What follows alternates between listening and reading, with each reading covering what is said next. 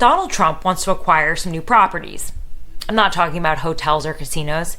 I'm talking about countries, Canada and Greenland, and an ocean, the Gulf of Mexico, which he wants to refranchise to be called the Gulf of America. It's kind of like how he slaps the Trump logo on anything, from a steak to a tie to a golf course. What's this all about, though? Is this about ushering a new wave of American imperialism, adding to his legacy the fact that he expanded America's borders? Or is this a real national security issue? Yeah, I mean, listen, you were out there on the campaign trail. I would say top 3 priorities of the base and maybe the defining issues of this election were renaming the Gulf, taking over Greenland, and reclaiming the Panama Canal. Said no one, right? This is just classic. He's out there, he's rambling. Right. But I don't know, there might be something, there might be some legitimate issues relating to the Panama Canal, or minerals, there's always something that may be legitimate there. And then, is it a negotiation tactic? Is he starting the conversation, or is this just, projection, right? Yeah.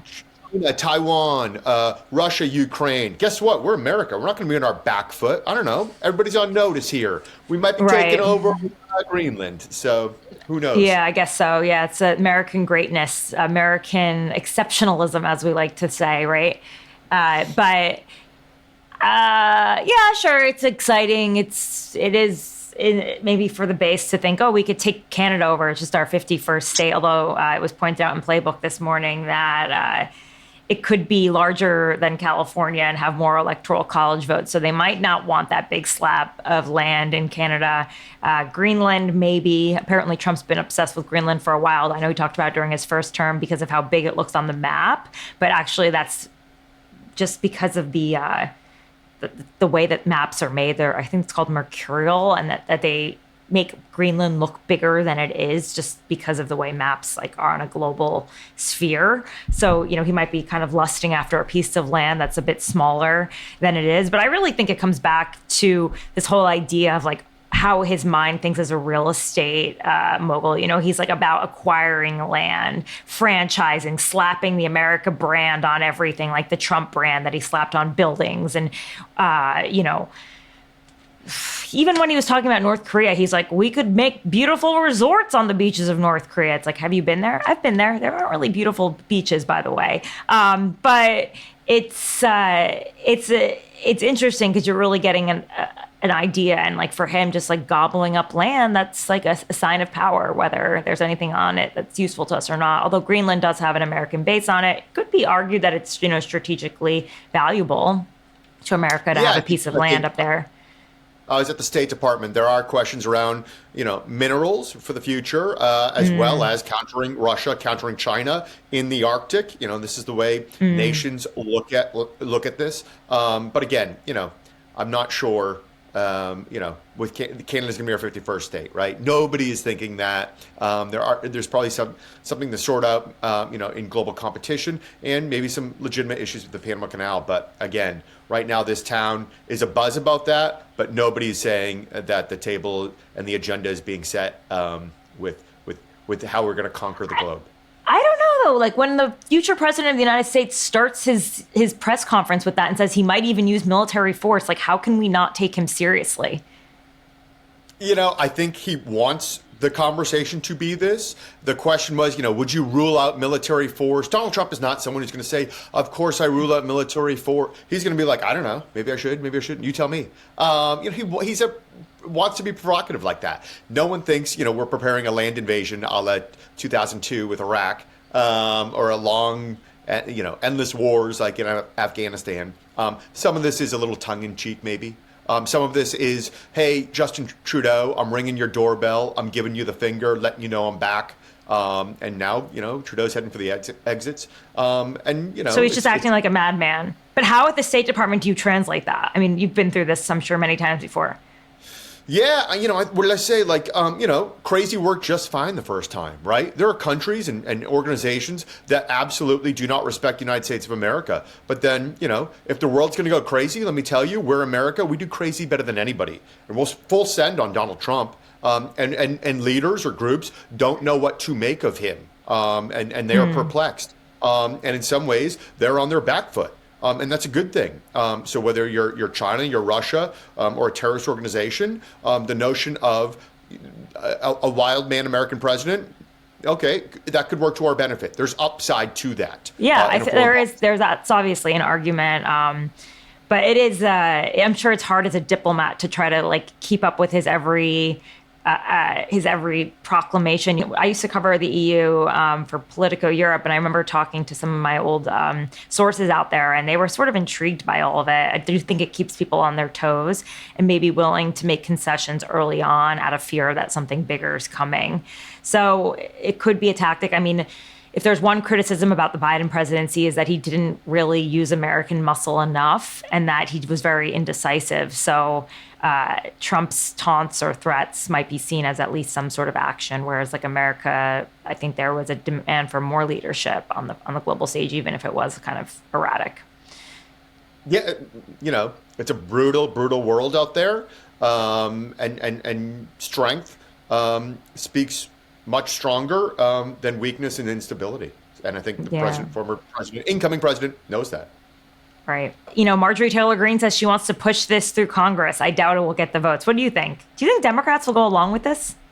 Yeah, Maggie Goodlander. Okay. Maggie Goodlander comes from New Hampshire. It's a Democratic state. She just won election there. Oh, by the way, she's the wife of Jake Sullivan, President Biden's national security advisor. Right. She voted for that. I think this is a notion of Democrats kind of waking up. And for many, many years, if you remember back in 2020, the presidential candidate stood on stage and said, raise your hand if you think decriminalizing, border crossings is a good idea. They all raised their hands. And now we've seen 4 years of a broken border. Democrats are kind of waking up and saying, hey, the American public believes that immigration is a crisis. You've had cities in New York, Boston, that went from compassion to capacity, and the notion of detaining illegal immigrants who are doing criminal acts. Most Americans say that's pretty logical and reasonable. So you saw bipartisan support for that. Right. So they're taking the message on immigration, and they no longer want to be a part of the resistance. Like the resistance feels pretty dead. Like, is there anyone who's really waving that banner? I mean, even AOC was like, the squad's kind of over now. What kind of power does that give her when she's sort of on Trump's side? I don't think she's on Trump's side, but she's not a thorn in his side as much anymore. We'll see. Let's remember, president's not even sworn in yet. Right. Notion of like, are there certain benefits to a tax bill? Are there certain benefits to a strong border that Democrats can wake up to and say, hey, we are a reasonable governing party? Because after the past 4 years, it does not seem as if a majority of Americans are viewing them as such. They have lost so many friends, from kitchen table issues to big tech to small business, Main Street. It's like, who's still left? So at this point, they kind of got to wake up and say, yeah, we'll play ball for the American people. And I'm sure there will be plenty of inflection points in the next 4 years where there will be, a thorn in the side, as you said. It's a recognition that the Republican politics are just, I guess, easier to sell. Or at least the fact that the Republicans have sort of owned the issues that Americans want right now, and they need to somehow co-opt those issues and own them themselves without giving Trump a bunch of wins. That's gonna be tough. Yeah, I think so.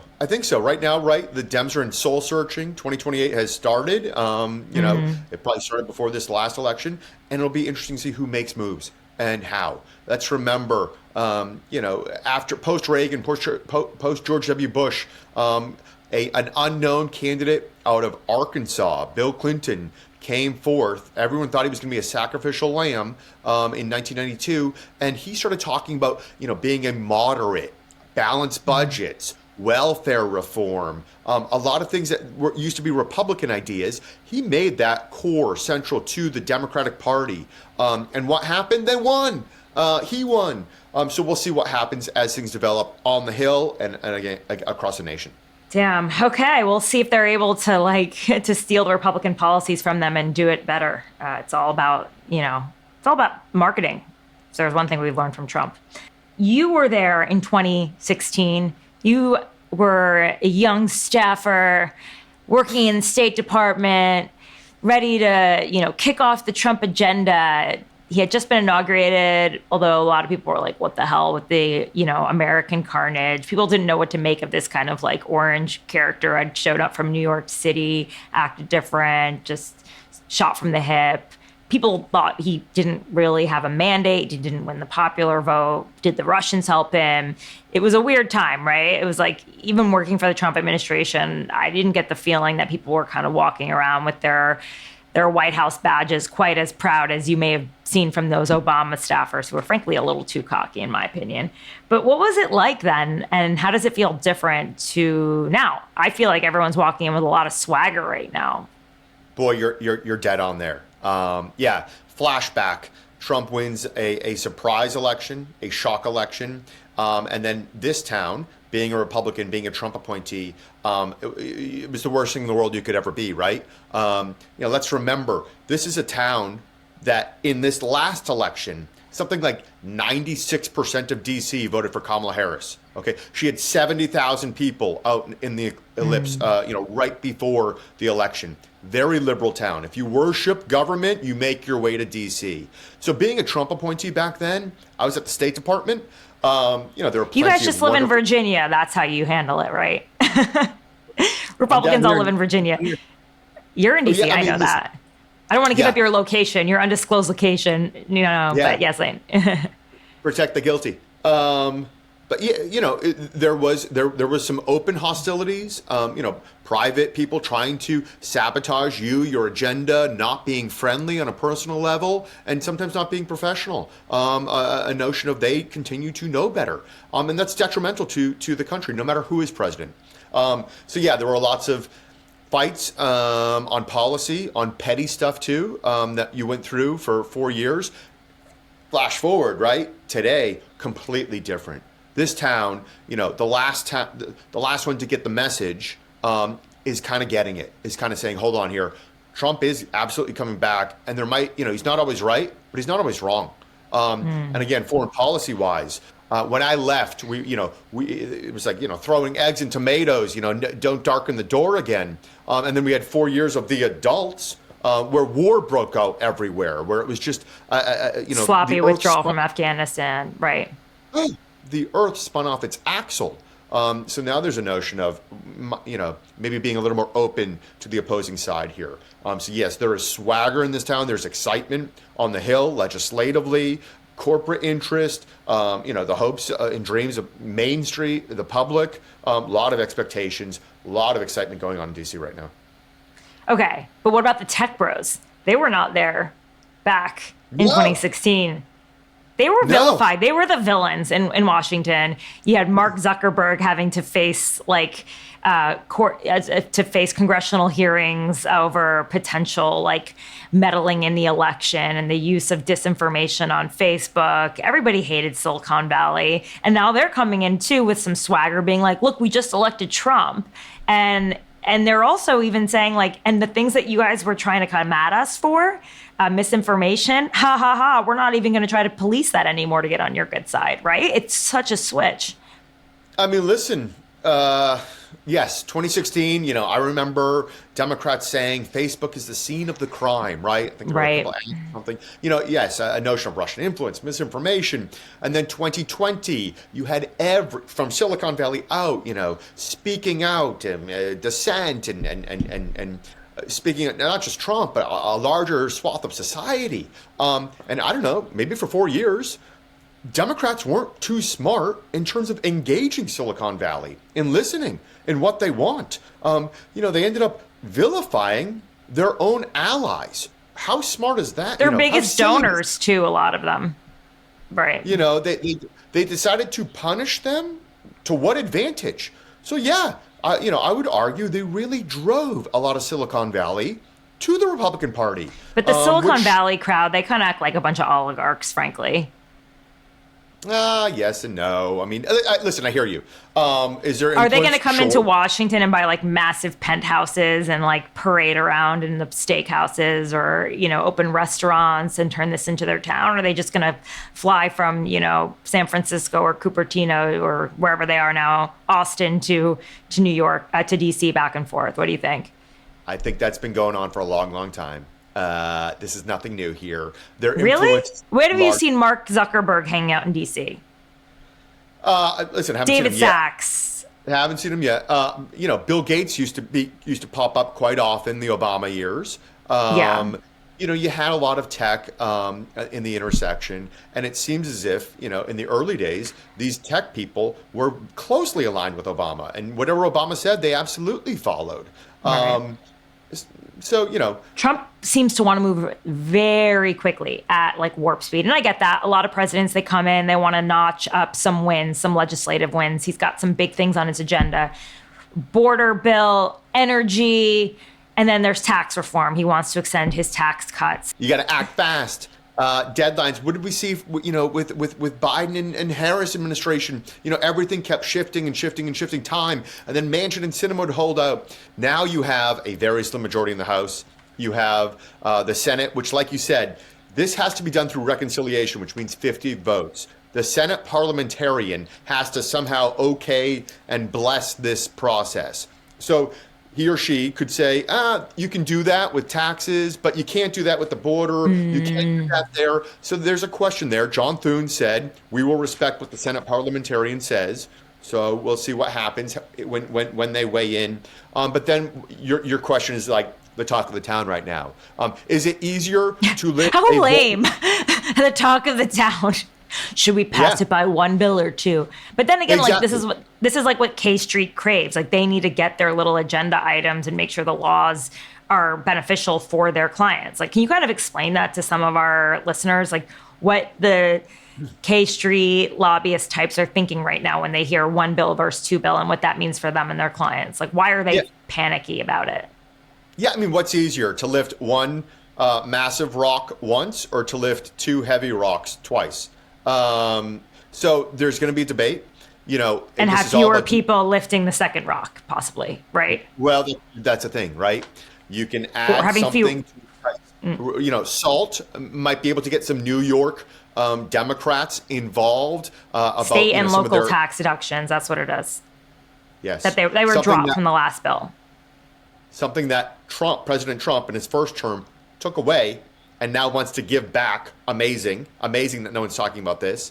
The no tax on tips, a lot of promises were made, around tax reform. Is there a notion of bringing in some Democrats there? Oh, but you throw in the border and something that, is something of a showstopper there. Do you lose people? How do you bring on the moderates with what we just saw last week, where, guess what? The Freedom Caucus and the conservatives, how do you deal with some people that may not want to make a deal? So it's going to be very, very interesting how this process gets made. And like you said, there are so many people in this town that are looking to see where they can insert their policy priorities into any cracks in these legislation as they get written and derived here. To make sure that you don't miss any of my reporting, subscribe below. I'll be in Washington, D.C. next week to cover the inauguration.